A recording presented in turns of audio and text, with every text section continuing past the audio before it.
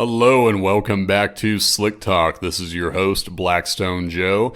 On today's episode, we have another Catchpan segment with a couple questions I'm really excited to tackle. We're going to be talking about magnetic drain plugs. We're going to be talking about when cars burn oil, is that more of an issue in town versus highway driving? And the main event, the theme of today's show, is the history of used oil analysis. And I promise you, I'm not going to bore you to death. At least I'm going to try not to. But I think it's really interesting if you dig through the years. You know, we're going to kick things off pretty much the turn of the 20th century and trace things up to the 80s. We're going to stop there, and then we're going to have another episode where we start talking about Blackstone's entry into the industry, and we're going to dig into the specifics of our experiences from within our lab. But the reason I want to go back is I want to, if you look into the history of used oil analysis, what you'll find is there are some prevailing notions from that time that have carried on even to the way people take care of their cars or whatever now. But you're also going to see some things that have really changed. So I want to look at the consistencies in practice and just the common concerns, misconceptions about oil and what we can find in oil analysis. And I also want to talk about the similarities, things that have stayed true over time. And you'll find that there's a lot, it's just kind of, what popped into my head was the Matthew McConaughey Lincoln commercials where he's like, you have to look back to move forward, something like that. Most people despise those commercials. I think they're awesome. What am I going to say? I'm a sucker for the cinematography, but it's interesting to look back on how oil analysis started, what we thought we could find versus what we use it for now, and just kind of drawing connections between the two. So without further ado, let's go.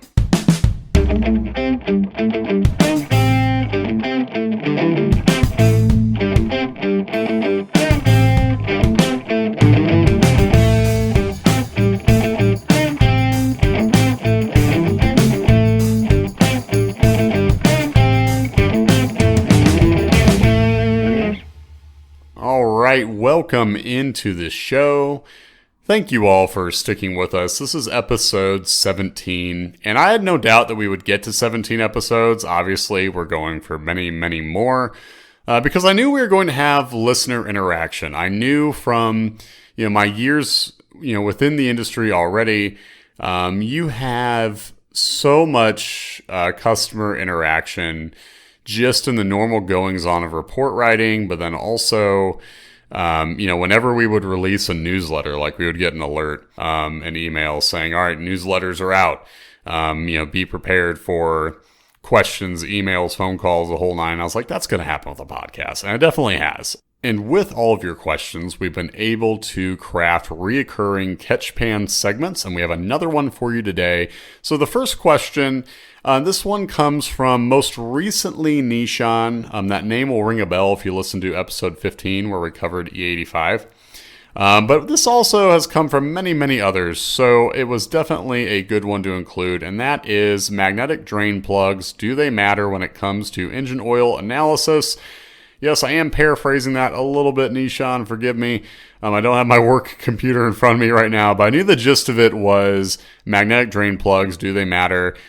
Should there be anything that is noteworthy about that? And so this one's a little tricky. So magnetic drain plugs are really good, a really good method to catch visible pieces of metal. And that's something, though, if you have a problem that's generating visible pieces of metal and you have a magnetic drain plug and you want to send in a sample and see what the lay of the land looks like on a microscopic level, you won't need to worry about skewing the report or not getting a thorough overview because you had that magnetic drain plug in place. No. So the scale that we are looking at in testing is parts per million. And just to kind of put that into perspective, you could have a couple parts per million of metal in your eye and not even know it.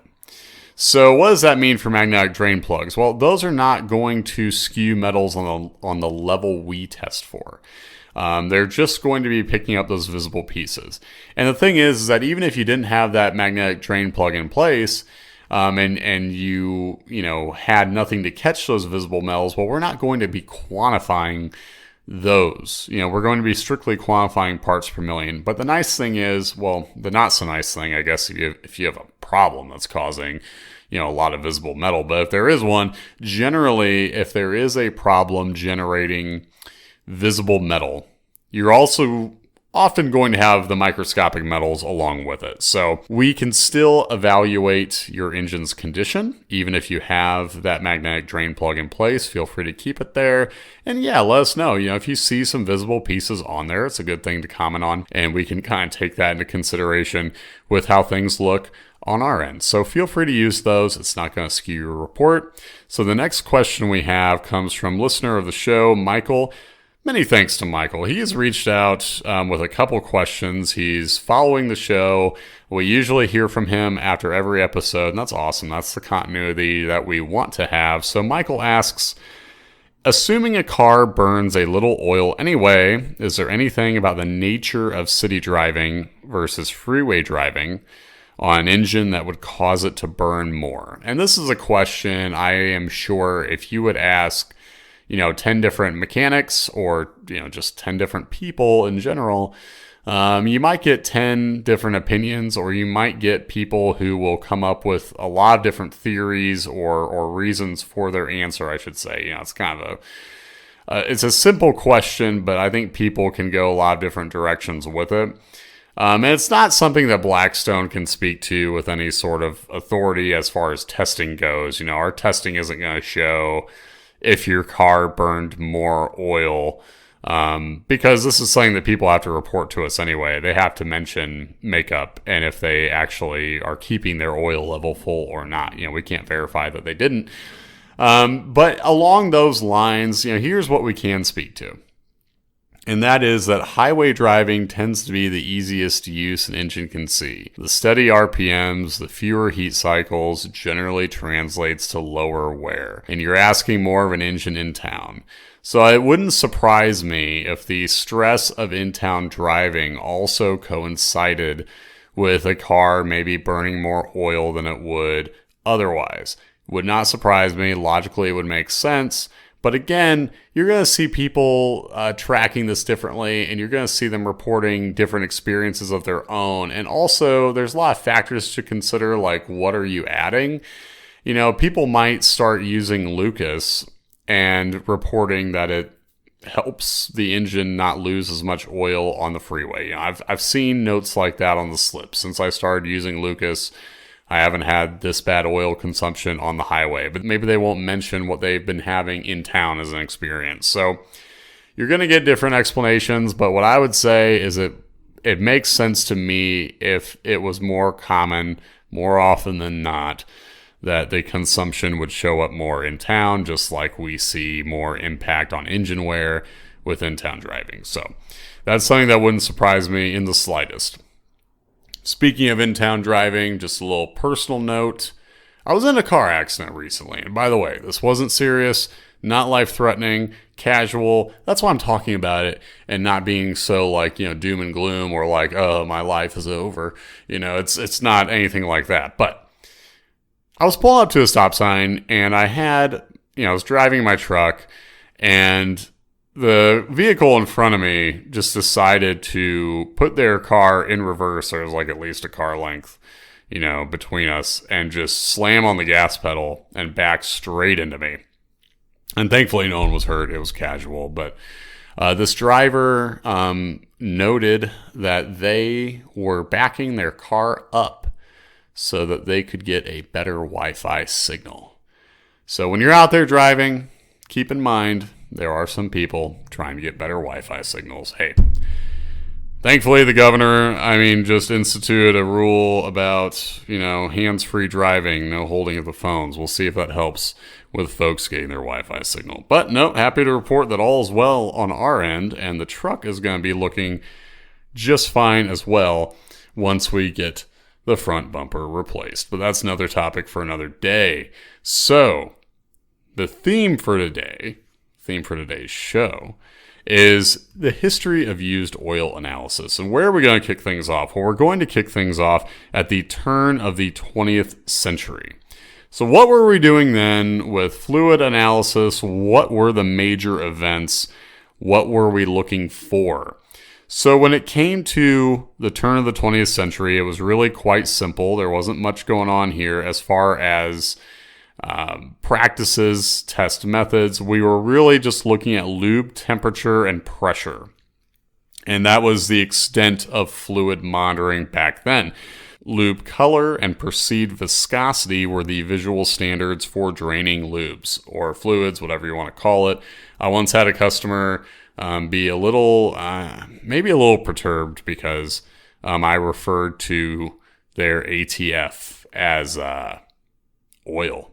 And they were like, I think you must have thought this was engine oil. And I was like, no, I knew it was ATF. You can call it oil. It's a petroleum-based product, but, neither here nor there. So we talk about lube color and perceived viscosity. And this is, when I talk about making connections from back then to now, I think a lot of people out there can agree that, these are two guiding principles that have still carried on. I probably at least once a day, a customer's talking about, the oil, I just changed it, or I took it to a change place, and then I looked at the dipstick, and this looks like dirty oil. You hear that a lot. Or you would hear someone talk about, this oil seems too thin, it seems too thick. So even today, just at the turn of the 20th century, we were doing this. And today, we're getting, the same sort of ideas out there in the general public. And fortunately, we've made a lot of advancements. The industry has made so many advancements in terms of what analysis can do. But this is kind of the starting point. And what people would do is change the oil more often than not just to be safe. So, the whole idea was oil is cheap. That was the prevailing opinion back in the day. So, not so much anymore, right? And I think more and more you're seeing people lean towards more expensive products, just to get the most out of their engine. So back then it was more of a, we're just going to look at a very bare bones maintenance approach. Now, though, you'll see people spending more and more money on oil, but still following those principles of perceived viscosity and color. And we were just making advancements in lube temperature and pressure, and that was really about it. But then you fast forward to the mid-20th century, and you start seeing fluid analysis employed for physical and some chemical properties to evaluate lubricant condition. So now we're starting to get a little bit more advanced. Now we're including things like viscosity and checking for solids and acid, water, glycol, etc. So now we're getting into a more refined approach and reasons for this. So reasons for a more refined approach were especially to exonerate or, absolve manufacturers and producers from liability. So you would want, if you were a manufacturer, to have these kinds of test methods at your disposal. So overall, the purpose of testing, what you were mainly seeing, you were seeing this as a sort of defensive measure. And it's certainly a legitimate one, but, it's a defensive measure that, just anyone wasn't able to get their hands on. And now changing gears to the 40s, specifically in 1948, you see a pretty major paradigm shift. So railroads started using atomic emission spectroscopy to analyze for wear metals. Machine condition, at this point in time, you want to go more on machine condition than just the state of the lubricant, than just lube temperature and pressure, going off of looks. And, the reason for that is more than just the oil you're putting in. It can be a good product, what have you. But being able to check the engine's condition based on the wear metals, could alert you to problems that would save major costs on maintenance and keep machinery working longer. This was going to be a big game changer in terms of money. So you see this shift towards looking to preserve the machine itself and looking to analyze how that machine's working. And this is something that I would say is still a very fundamental practice. Obviously, that's what we're doing in the lab every day. But you'll see where folks can still kind of want to assume it's all about the oil when it's really not. Like I had a sample today from a customer who they mentioned they were running, I think, Mobile One Extended Performance, and they were using a filter that could go up to 20,000 miles. On the container, it said you could run that oil up to 10,000 miles or 15,000 miles even. The customer had 10,000 miles on the sample. And they wanted to know, are those claims legitimate? Can we go 15, 20, so on and so forth? And I actually dialed it back. I suggested a shorter oil run. It had nothing to do with the oil. Mobile One's a good product. The oil filter was working well too. But what stood out to me were high metals, and I also saw the presence of fuel, a fairly high level. So this is going to be fun. I'll give y'all just a little bit of some context clues about this engine. I want to see if maybe you can guess it, and if you can, just comment on our Facebook, YouTube, reach out however you can. I'll give you some context clues, see if you can guess the engine.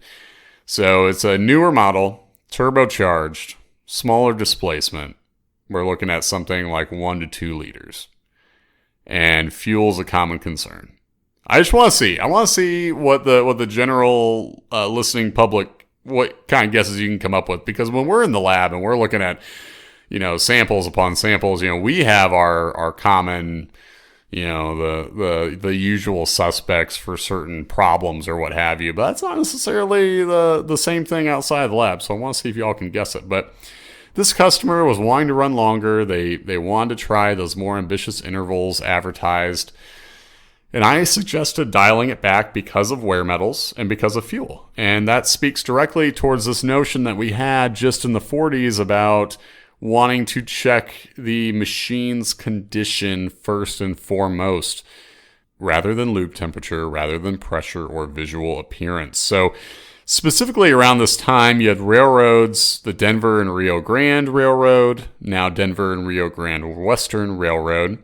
So they were the first to adopt atomic emission spectroscopy to analyze for principal wear metals such as iron, aluminum, copper, lead, silicon for abrasive detection. So what's interesting here, what sticks out to me right here, is we are still going to use these metals and silicon, which silicon's generally going to show dirt or anything abrasive, and you're also going to have silicon from sealers and lubes. So this is carried on, and that just speaks directly towards the consistency in metallurgy and manufacturing. So engine makers are still going to use these same metals when they're putting their engine blocks together. So we are looking at these today just as we were then, and we can use these metals just as effectively in tracking down a problem. So the railroad programs were a huge success. It was a big reason for oil analysis gaining more of a foothold. And then we have another big paradigm shift in the 1960s. So this is when you look at the viability of commercial laboratories, really coming into view, having a place. And just for a little bit more insight, when Walter Baird of Baird Atomic Incorporated invented the direct reading spectrometer, wear metals and other elemental testing went from hours of testing to about 1 minute per sample. The AES used was an RDE, so we're talking about a Rotrode disc electrode platform that required no pretreatment of the sample prior to analysis. The first in-service lube analysis was Analysts, Inc. in Oakland, California.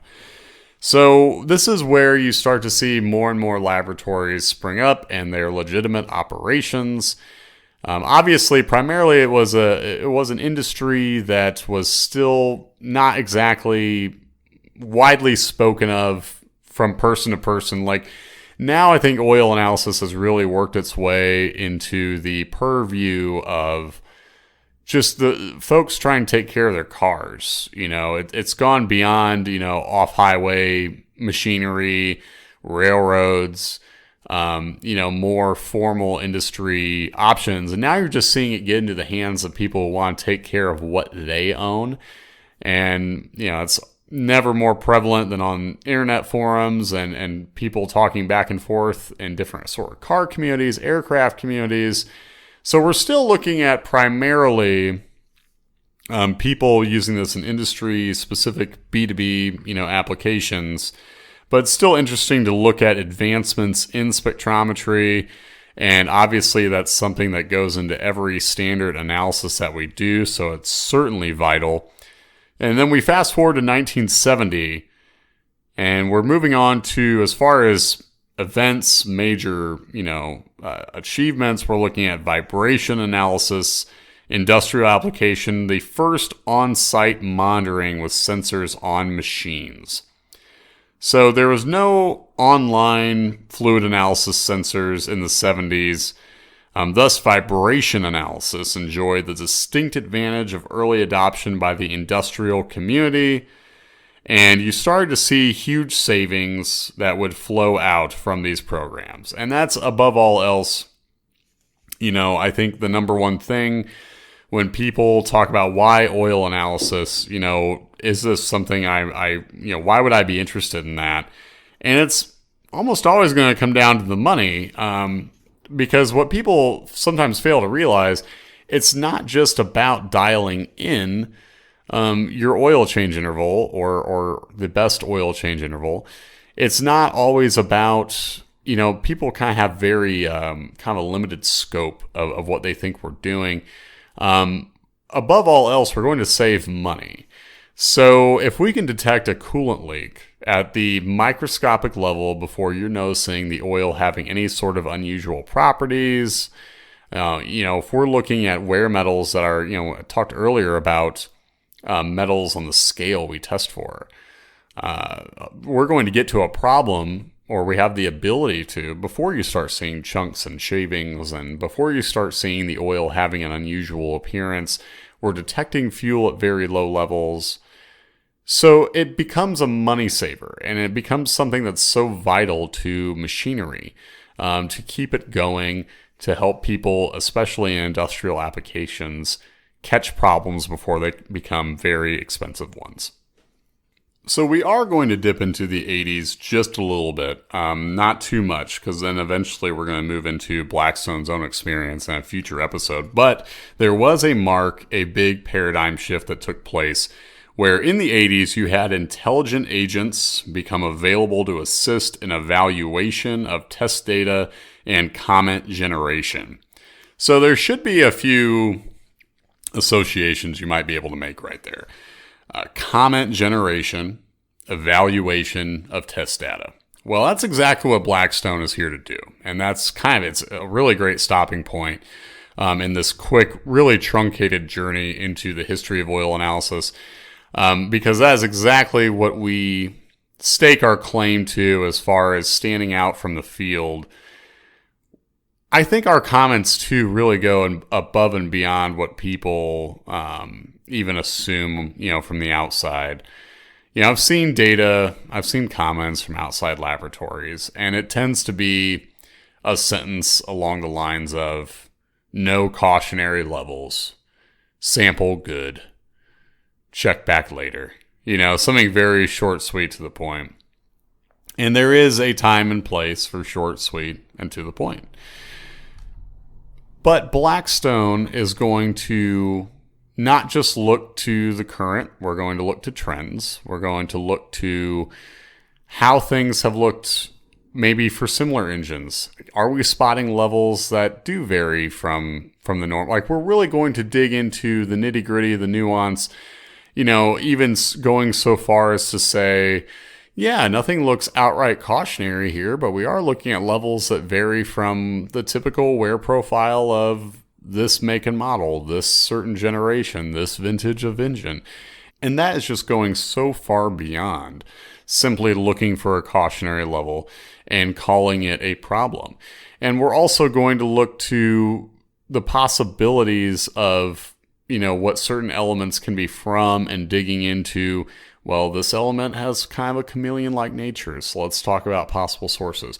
It just really makes me proud of the fact that, yes, you had intelligent agents, you had comment development happening in the 80s, but since then, Blackstone has really stood apart and blazed a trail towards a nuanced comment that not only takes levels at face value, but wants to go another step and see what we can develop with trends, see what we can compare to with not just averages, but going so far as to tell the engine's whole story.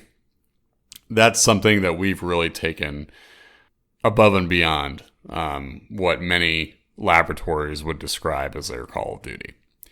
So a lot of these facts, a lot of this journey through oil analysis was made easy by a excellent book from an author by the name of Jack Poley, and it's Practical Fluid Analysis in the 21st Century. So if you're interested in digging into this even more and really looking for, as thorough a deep dive as you can, by all means, check that book out.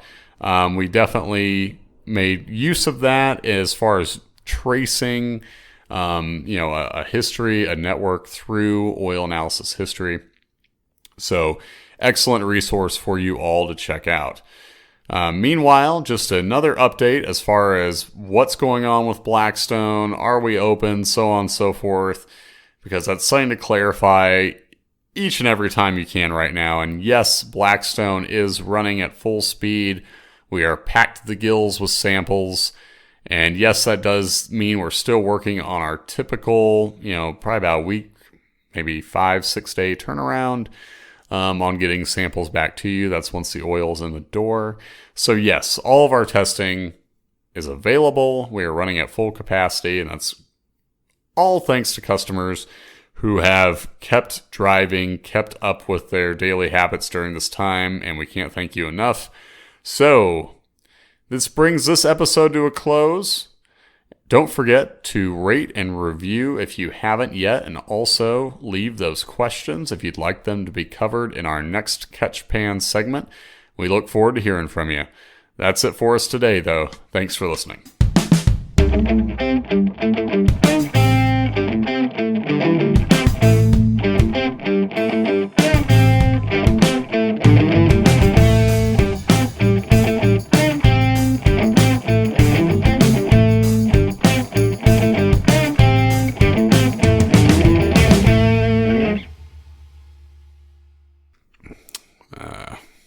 Got lost in the sauce.